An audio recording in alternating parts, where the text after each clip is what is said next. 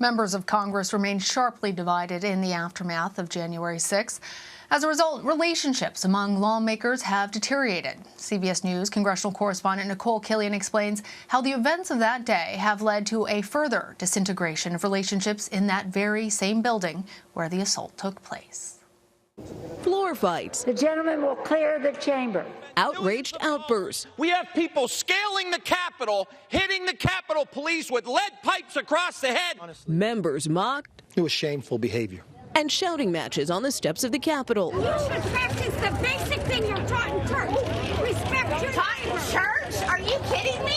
The viral vitriol and increasingly new normal in Congress. Congress is a very toxic place to work. Republican Congressman Adam Kinzinger was one of 10 Republicans to impeach former President Trump, retiring in part out of frustration with his own party. January 6th brought out into the light the division, the lies. Kinzinger's Illinois district partially neighbors Democrat Sherry Bustos. She's also stepping down, finding it harder to work across the aisle. We don't necessarily face an angry mob every day we go into work, but the atmosphere in Washington has not gotten a whole lot better. Bustos was on the House floor when it was barricaded last year, only feet away from the shooting in the Speaker's lobby.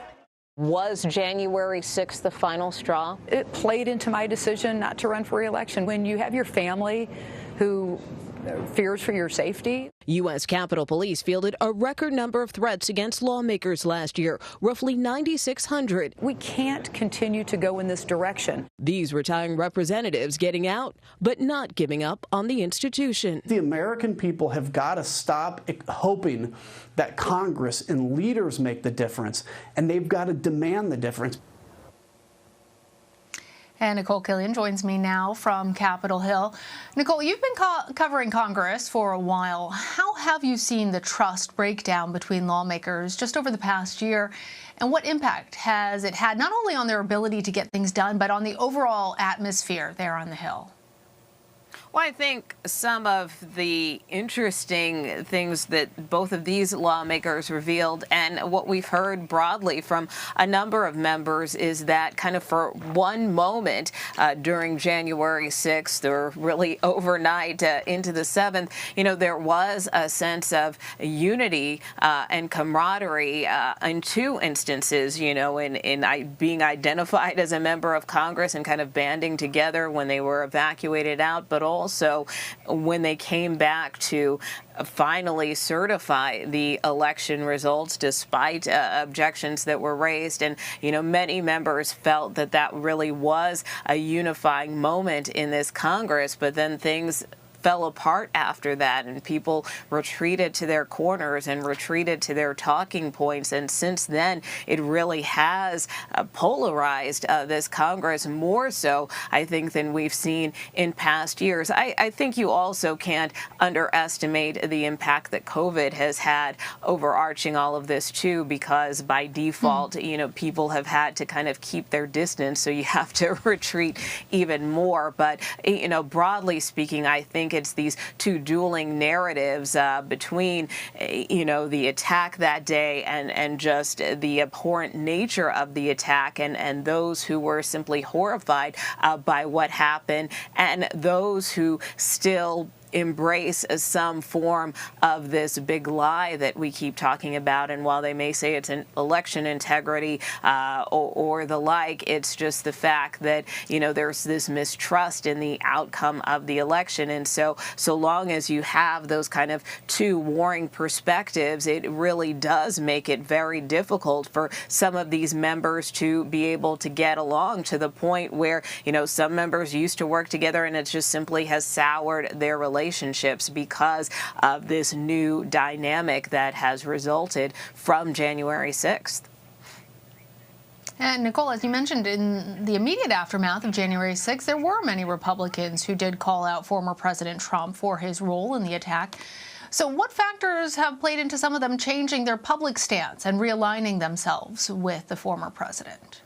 Well, I think simply put, politics, right? I mean, you know, a lot of this has to do with the base. And, you know, I think it can't be lost on people that, you know, the former president did get a lot of votes. Yes, he lost the election, but he still racked up millions upon millions of votes. And, you know, from that standpoint, there are people who still fervently support him. And so if you're a member representing one of those districts, you're kind of caught between a rock and a hard place. And I think that's why you're seeing some members who have realigned themselves with the former president, you know, and I think, you know, whether you look at the impeachment vote that happened subsequently after the 6th, you know, I think you see that real conflict among members, particularly Republicans, in terms of, you know, where they feel their allegiances should align. You know, one thing they're trying to rally around their hopes is that they have the ability to take back the majority next year. So from that standpoint, Republicans do remain fairly unified. But that being said,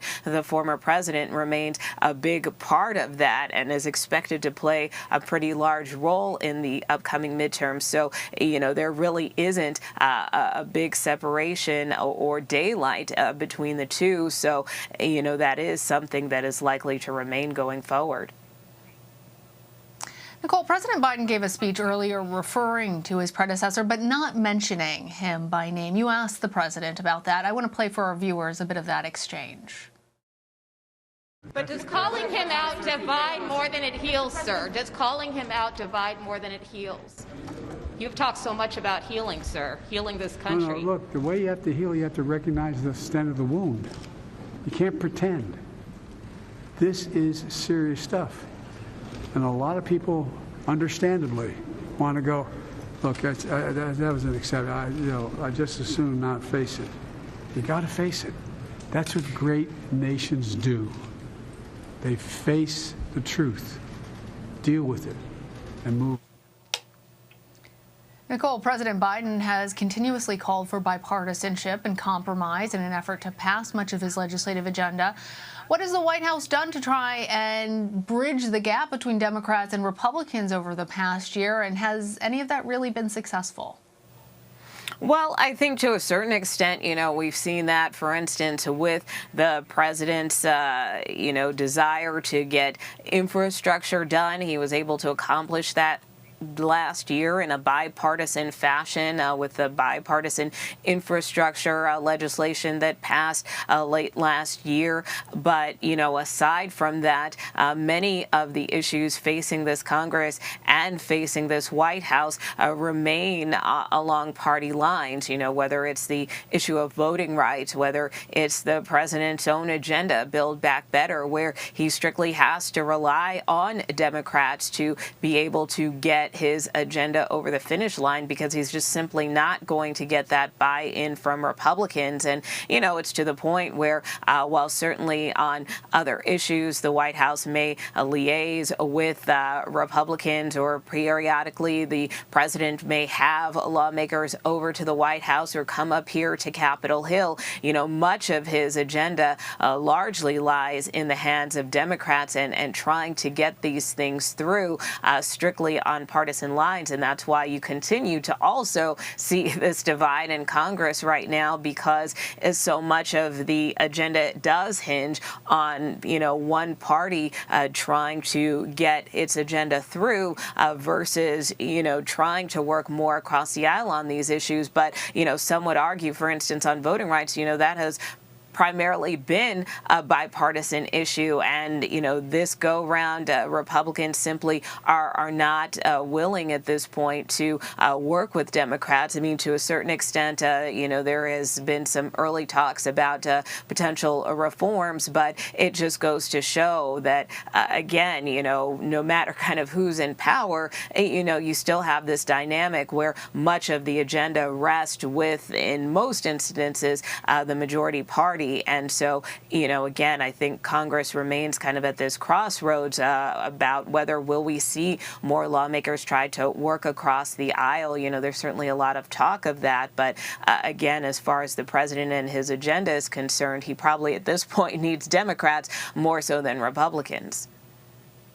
All right. Nikole Killion, thank you. You bet.